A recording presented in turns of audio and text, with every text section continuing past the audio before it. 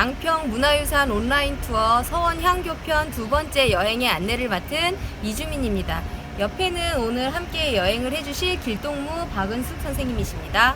안녕하세요. 박은숙입니다. 우리가 지난 시간에는 운계 서원을 여행하면서 서원에 대해서 알아봤는데요. 오늘은 지평향교를 한번 여행해 보려고 해요. 그러면 먼저 위치부터 이야기해 볼까요? 선생님, 지평향교가 있는 이곳은 예전에 중심가였을까요? 아니면 외곽이었을까요? 그래도 학교가 있는 곳인데 중심가 아니었을까요? 맞아요. 예전에 이곳은 중심가였는데요. 서원과 향교는 위치부터 좀 차이가 있었어요. 사립학교라고 할 수 있는 서원은 좀 공부하기 좋고 조용한 산속에 위치한 곳이 많았고요. 이렇게 향교는 관청의 관리를 받아야 하고 또 행사도 꾸준히 있었기 때문에 읍성 안이나 그 주변에 위치한 경우가 많았어요. 그러니까 지평향교가 있는 이곳이 조선시대 지평의 중심가에 해당한다고 볼 수 있는 거죠. 여기가 향교로 들어가는 입구예요. 향교의 입구에는 홍살문이 세워져 있는데요. 홍살문은 궁궐이나 관청, 묘 앞에 세우는 이런 붉은색 칠을 한 문이에요. 신성한 곳으로 들어가기 때문에 경건한 마음으로 들어오라는 뜻으로 세웠어요. 안에 향교에서도 제사를 지내기 때문에 이렇게 홍살문을 세워서 경건한 마음으로 들어오라고 알리고 있어요. 그러면 저기 안쪽에 보이는 저 건물이 지평향교인가요? 네, 저 건물이 지평향교인데요. 지평향교는 조선시대 초에 세워졌고요. 석종 때 이쪽으로 옮겨서 세워졌다는 것이 1982년에 향교 건물을 수리할 때 밝혀졌어요. 경기도 문화재 자료로 지정되어 있는 우리 지역의 소중한 문화재예요. 네. 그러면 안으로 한번 들어가 보실까요? 네.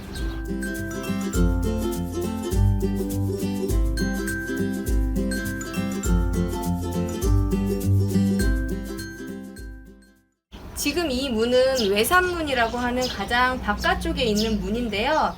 지금으로 치면 교문에 해당하는 문이에요. 오른쪽 문은 들어가는 문이고요. 왼쪽 문은 나오는 문이에요. 가운데 문은 신문이라고 하는데 평소에는 열어두지 않아요. 그러면 우리도 이 오른쪽 문으로 들어가서 같이 한번 살펴보죠. 네. 지금 양쪽에 두 채의 건물이 있는데요. 오른쪽은 동제, 왼쪽은 서제라고 불러요. 지금으로 치면 기숙사예요. 네. 그럼 여기서 선생님께 퀴즈를 하나 내볼게요.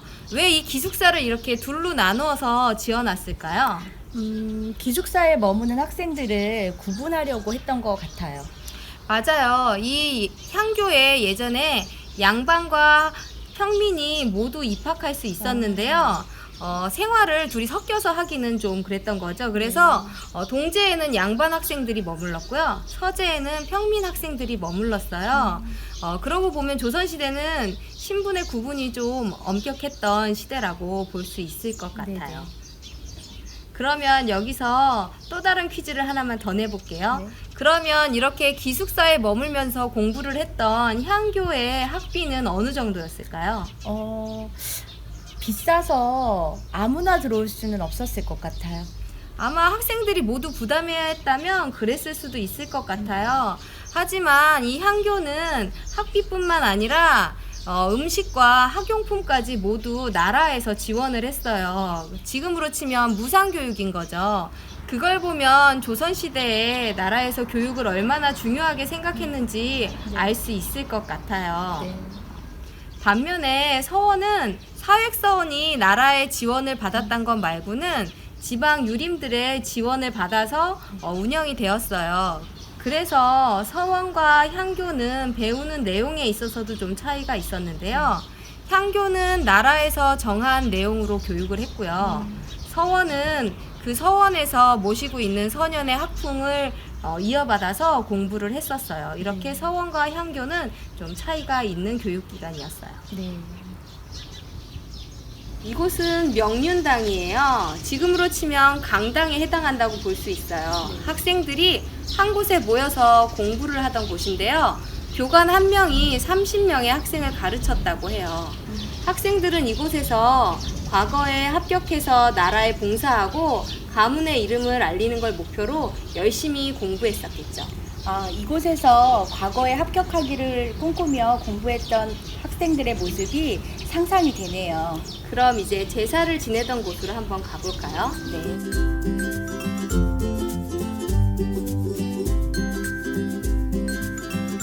들어가기 전에 우리가 하나의 문을 더 통과해야 하는데요. 이 문은 내산문이에요. 네. 오른쪽으로 들어가고 왼쪽으로 나온다는 건 아까 외산문과 같아요. 이렇게 여러 개의 문을 통과해서 들어가야 한다는 건 아무나 드나들지 못하게 하고 또 들어오는 사람이 경건한 마음을 가지고 들어오라는 의미를 담고 있어요. 우리도 좀 더 마음가짐을 한 번 더 바르게 하고 들어가 볼까요?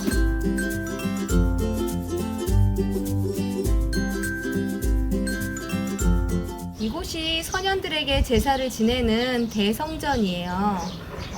이 향교의 배치는 지형에 따라서 좀 달라지는데요. 지평향교처럼 산기슭에 지을 때는 좀 더 높고 중요한 건물이라고 생각했던 대성전을 뒤에 배치해서 좀 더 높은 곳에 위치하도록 하고요. 명륜당을 앞에 배치해서 조금 더 낮은 곳에 배치하도록 했어요. 이러한 배치를 전학후묘라고 불러요. 여기에서 제사를 지낸다고 하셨는데 그럼 지평향교에서는 어떤 분들께 제사를 지내고 있나요? 이곳에서는 공자와 그 제자분들 4분, 그 다음 송나라의 유학자 2분, 그리고 조선의 유학자 18분 해서 25분의 위패를 모시고 제사를 지내고 있어요. 제사를 지내면서 그분들의 학문과 정신을 이어걷고자 하는 마음을 다지는 거죠. 네. 지금도 2월과 8월에 석전제라는 제사를 지내고 있어요. 아직까지도 선현들의 그 가르침을 이어가고 있는 것 같아서 다행이에요. 지금까지 우리 조상들이 열심히 공부했던 조선시대 학교인 지평향교를 여행했습니다. 조선은 유교를 나라의 이념으로 삼고 향교와 서원처럼 지방에 교육기관을 마련하고 지원해서 백성들을 교육하기 위해 노력했어요. 그렇게 교육을 중요시했던 마음이 지금까지도 이어져서 대한민국은 교육열이 뜨거운 나라로 남아있는 것 같습니다. 다음 시간에는 양평 문화유산 온라인 투어 서원 향교편 3번째 여행지인 양근 향교를 여행할 예정입니다. 그럼 다음 시간에 만나요. 안녕.